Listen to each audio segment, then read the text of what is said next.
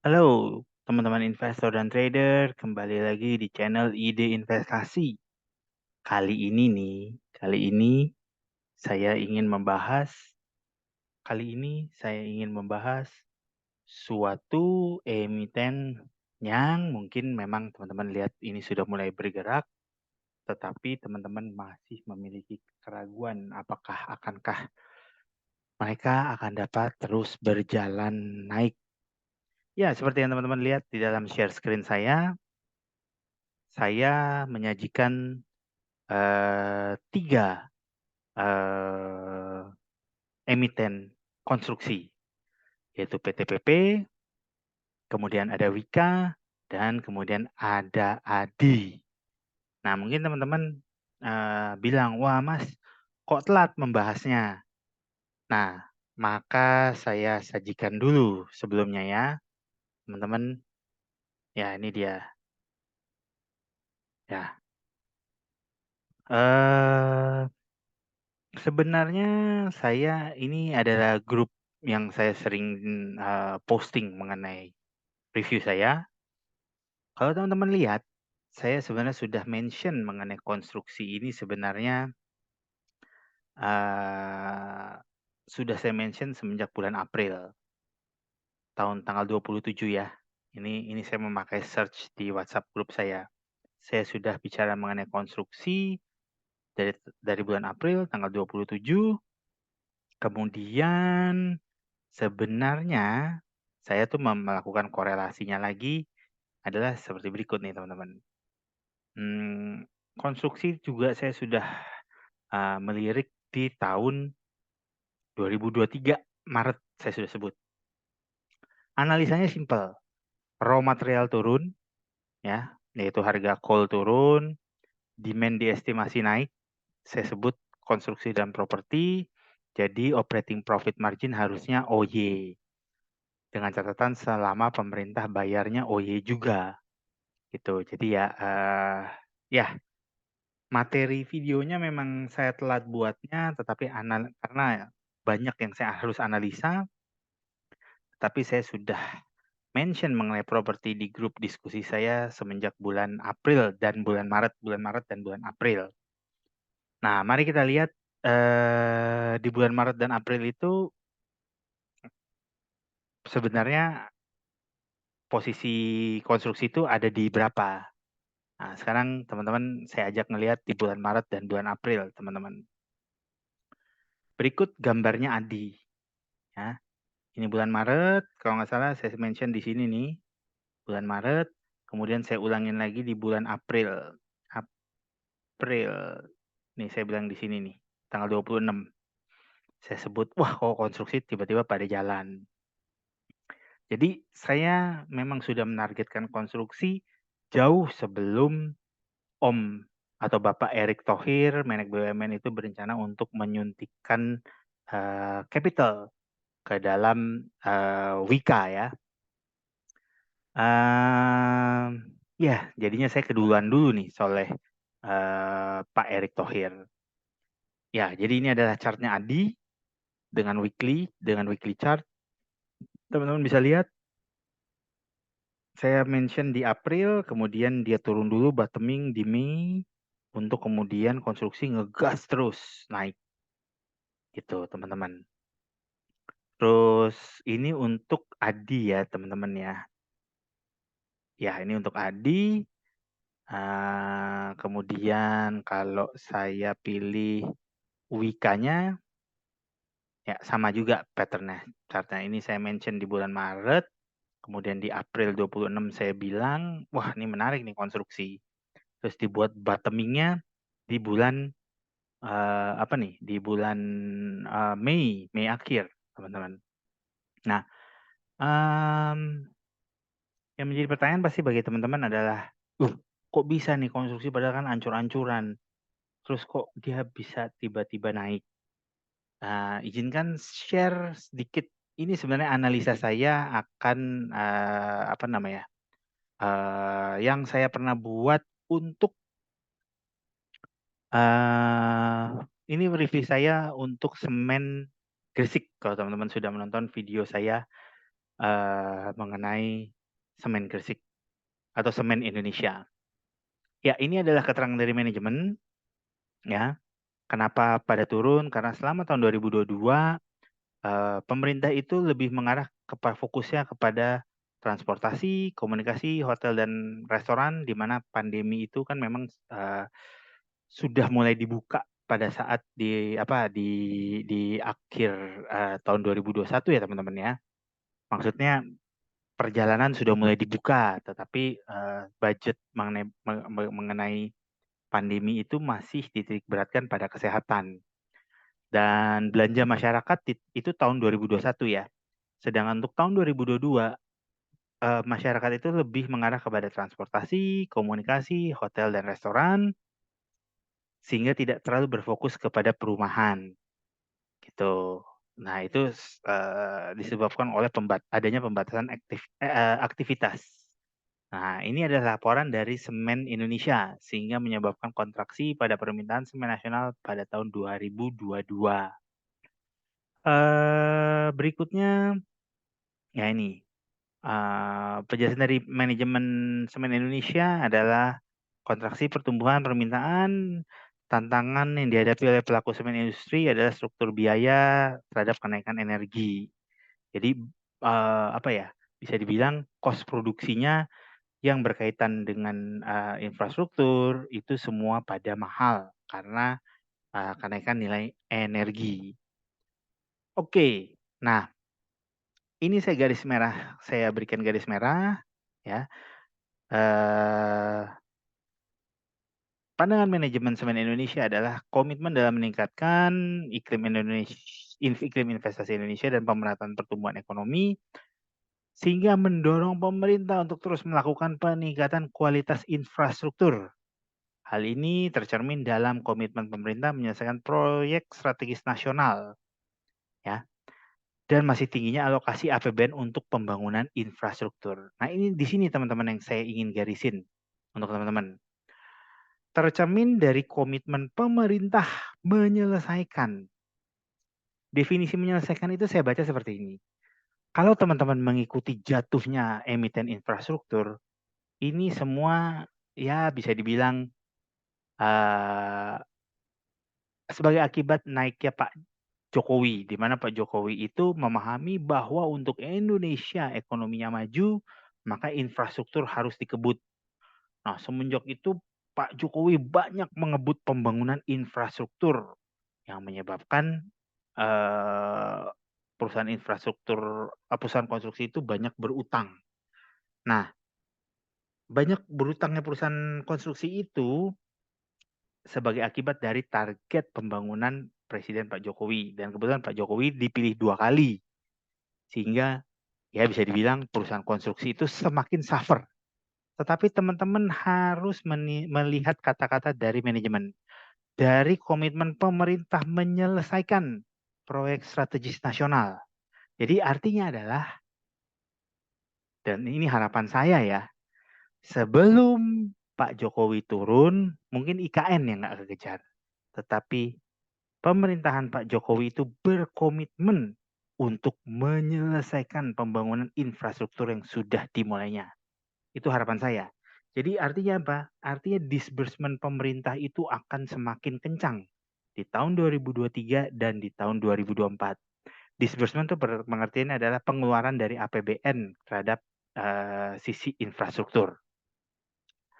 Ya, mungkin kecuali IKN ya, tapi IKN itu sudah diundang-undangkan dan itu rencananya akan dibangun sampai dengan tahun 2026. Ya, kita nggak mau ngomong sampai sepanjang itu, kita cukup berpikir untuk tahun 2023 dan tahun 2024. Jadi patokannya adalah tercermin dari komitmen pemerintah menyelesaikan proyek strategis nasional. Jadi ya ini yang saya percaya untuk tahun 2023 dan tahun 2024. Kemudian berikutnya, ya yang teman-teman juga harus cermati adalah ya berikut. Komitmen pemerintah itu harus tercermin di dalam APBN. Nah, untuk APBN tahun 2022, ini APBN tahun 2022, infrastruktur itu berada pada nomor 4, teman-teman. Nih, sorry. sorry ya, saya ulang. Ini tahun 2022. Berada di nomor 4 sebesar 383 triliun. Sedangkan untuk APBN tahun 2023, infrastruktur sudah menduduki posisi nomor 2. Kenaikannya cuman sedikit, cuman sekitar 9 triliun, tetapi prioritasnya sudah naik menjadi prioritas nomor 3. Nah, saya yakin di tahun 2024 prioritas APBN pun juga akan semakin meningkat prioritas untuk infrastrukturnya. Nah, oke, sekarang kita udah lihat dari komitmen pemerintah. Sekarang mari kita lihat kenapa sih emiten konstruksi ini pada ditakutin. Nah, ini saya pengen share dengan teman-teman. Ya, kalau kita analisa, ya, teman-teman lihat analisa kan pada takut debt-nya besar. Yes, memang debt-nya emiten konstruksi itu besar. Tapi kalau teman-teman telaah debt-nya, ya, maka debt-nya itu adalah terbesar itu ada pada short term debt, teman-teman. Short term debt itu adalah utang jangka pendek di bawah 1 tahun. Nah, ini memang kecenderungan, berarti ini banyaknya adalah hutang ke supplier, teman-teman. Ya, ini adalah PTPP, kurang lebih kalau short term debt-nya itu 1,5 kali ya, ini di atas equity-nya. Kemudian kalau Wika short term debt-nya ini juga, kalau Wika 2 kali di atas equity-nya untuk short term debt. Sedangkan untuk ADI, ya, untuk ADI short term debt-nya ini lebih gila sih. Dia besar banget. Short term debt-nya ADI itu ada di 4 kali. Nih, teman-teman. Short term debt-nya ADI itu ada di 4 kali dari total equity-nya untuk short term debt. Nah, menariknya long term debt-nya mereka itu adalah 1 equity ratio. Nih kalau PTPP ya, nih dengan total equity-nya adalah 1 equity, debt to equity ratio-nya adalah 1 kali. Kemudian Wika, nah Wika ini adalah bisa dibilang 1,3 atau 4 kali untuk long term debt. Kemudian kalau untuk ADI long term debt-nya malah di bawah 1 debt to equity ratio. Nah, nanti saya berikan link-nya untuk teman-teman di atas. Saya pernah membahas mengenai emiten konstruksi ini di tahun 2022 dan waktu itu saya urutkan juga mana emiten konstruksi yang paling sehat. Saat itu saya juga sudah menyebut nomor 1 itu adalah PTPP yang paling sehat, nomor 2 adalah ADI, dan nomor 3 adalah Wika, dan nomor 4-nya adalah YSKT. Ntar teman-teman bisa lihat di video saya dan teman-teman tahu, sudah paham ya, saya menempatkan WSKT di nomor 4 dari struktur emiten infrastruktur yang paling sehat, dan sekarang WSKT terkena GCG. Ya, ada kasus di dalam Waskita Karya. Tetapi kalau teman-teman nanti sudah melihat video saya, maka teman-teman memahami bahwa saya sudah mengurutkan bahwa emiten infrastruktur tersehat adalah PTPP, nomor 2 adalah ADI, kemudian adalah Wika. Nah, yang saya pengen ajak teman-teman, pola berpikirnya adalah teman-teman jangan takut karena saya sudah bedah di dalam video tersebut bahwa 60% dari hutang perusahaan infrastruktur ini adalah berada kepada perbankan nasional, teman-teman. Jadi korelasinya seperti ini. Kalau ya maaf, ada investor terkenal yang sempat bilang takut sama hutangnya perusahaan-perusahaan karya. Betul, pandangannya dia betul. Tetapi berarti itu dia tidak mempelajari pengertian debt-nya dari perusahaan-perusahaan konstruksi. Kebetulan di tahun 2022 saya mempelajarinya, teman-teman. Kalau teman-teman membuka laporan keuangannya bank-bank nasional, BNI, Bank Mandiri, soalnya BRI udah semakin kecil exposure-nya atau hutangnya, BRI itu udah semakin kecil pendanaannya terhadap perusahaan konstruksi. Jadi saya lebih melihat ke BNI dan Bank Mandiri.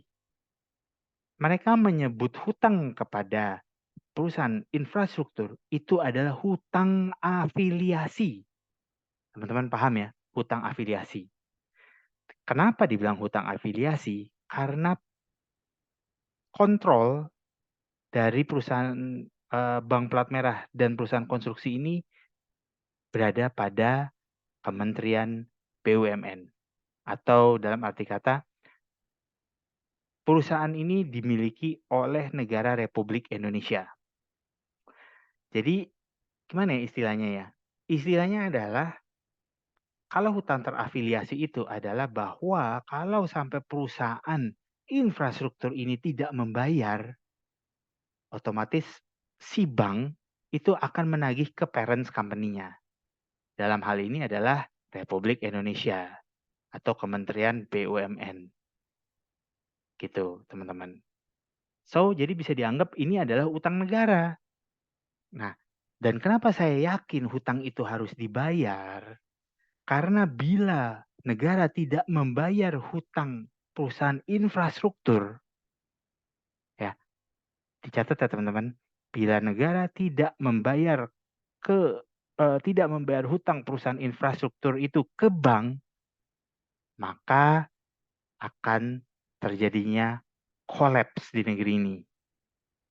Nah, kalau saya nggak salah, pembiayaan Bank Mandiri dan Bank BNI itu mencapai 30 sampai dengan 40% dari kreditnya mereka. Gitu. Jadi ini benar-benar berbahaya kalau sampai pemerintah nggak bayar. Imbasnya akan terkena juga sampai dengan ke Bank Mandiri maupun ke Bank BNI. Nah, oleh karena itu saya menganggap hutang dari perusahaan-perusahaan konstruksi ini nih dengan ADI 3,4 debt to equity ratio, Wika 3,3, kemudian PT-PP 3,3, yaitu adalah hutang yang dijamin oleh negara, teman-teman. Gitu. Apa namanya, kalau bila hutangnya tidak dibayar, berarti perusahaan konstruksi ini tidak bisa membayar ke perbankan.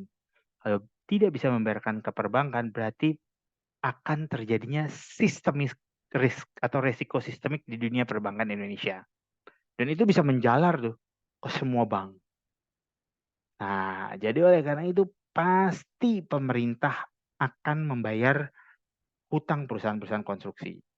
Bahkan perusahaan yang dikorupsi aja seperti Waskita, ya pemerintah memasukkan Waskita itu ke dalam pengawasannya Hutama Karya dulu, teman-teman.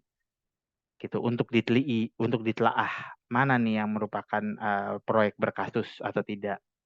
Tapi intinya di sini saya nggak ngomong itu, saya cuma pengen menekankan teman-teman tidak usah takut terhadap hutang dari perusahaan-perusahaan karya, karena hutang mereka adalah dijamin oleh pemerintah. Nah, makanya jadi saya mau ngajak teman-teman, sekali-kali kalau baca laporan keuangan jangan hanya baca net profitnya aja, baca juga laporan keuangannya perbankan tuh detail kreditnya itu kemana aja. Nah, di situ perbankan menyebut bahwa kredit mereka adalah ke perusahaan afiliasi. Nah, jadi adalah dianggap hutang kepada sister company. Oke, ya karena sekarang sudah mau jalan si Adikarya dan Wikanya, maka yuk mari kita lihat targetnya ke berapa sih. Saya mulai dari Adi dulu. Saya rubah targetnya Adi, saya rubah ke daily.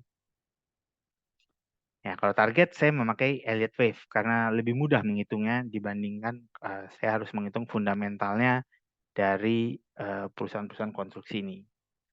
Sekilas maka kita bisa melihat target dari Adi adalah ini masih wave satunya nih teman-teman. Ya, ini wave satunya Adi. Ya. Oke, kalau saya lihat wave satunya Adi, ya dan ini teman-teman penjelasan saya di awal tadi. Saya melihat di tahun 2023 ini dan tahun 2024 pemerintah akan berkomitmen menyelesaikan proyek strategis nasional. Oleh karena itu, saya melihat bahwa targetnya dari ADI di wave 3-nya itu akan berada di level ini untuk ADI. Bentar ya teman-teman. Ya, ini wave 3-nya ADI. Ya, bisa dibilang target wave ADI itu ada di dua level ya teman-teman ya.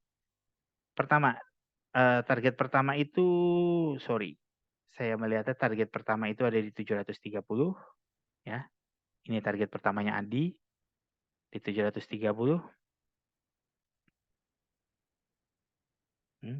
Target pertamanya ADI ada di 730. Kemudian untuk target keduanya ADI akan berada di level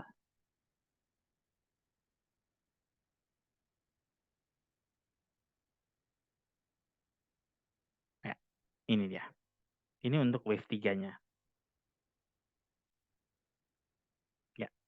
Jadi target ADI itu akan berada di 730 dan 905. Ini adalah untuk wave 3. Ini untuk wave 3-nya ADI.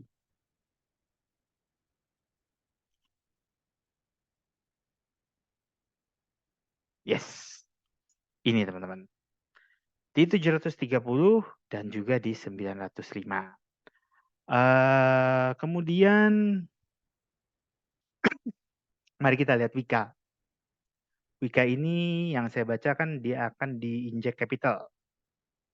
Well, saya nggak mau capek-capek berpikir menghitung fundamentalnya berapa. Mari kita langsung dari technical elite wave-nya aja kita cek. Wika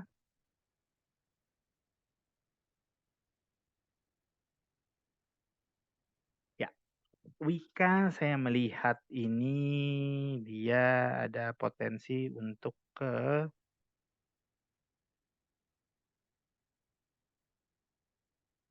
Oke. Saya berpikir positif, tapi saya melihat Wika itu ada potensi, saya hanya mempunyai satu target untuk Wika, yaitu akan berada di sampai di level 810, teman-teman. Itu untuk Wika. Wika 810, jadi ini adalah target dari wave 3-nya Wika. Oke.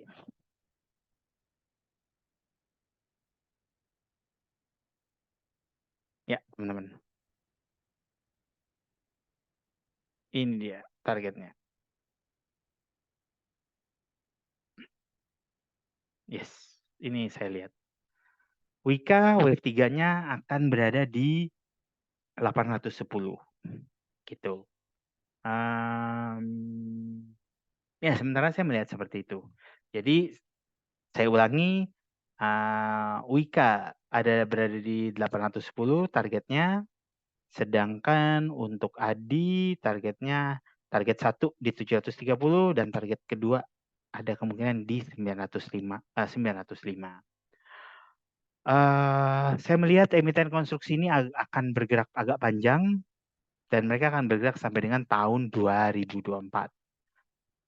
Oke, teman-teman, siap-siap karena besok market akan dibuka. Semoga teman-teman bisa cuan di emiten konstruksi atau minimal balas dendam yang nyangkut-nyangkut di tahun 2021 tuh ya. Yang sempat emiten konstruksi pada menggila di tahun 2021. Ya, kiranya di tahun 2023 dan tahun 2024 ini balas dendam teman-teman di emiten konstruksi dapat tercapai. Disclaimer dari saya, yang saya sharing ini adalah ilmu berbasis fundamental maupun technical analysis, dan ini bukan merupakan ajakan untuk membeli atau menjual, dan saya tidak terafiliasi oleh emiten ataupun sekuritas manapun. Jadi teman-teman, semoga selalu cuan dan salam ide investasi. Sampai jumpa dengan video-video saya berikutnya.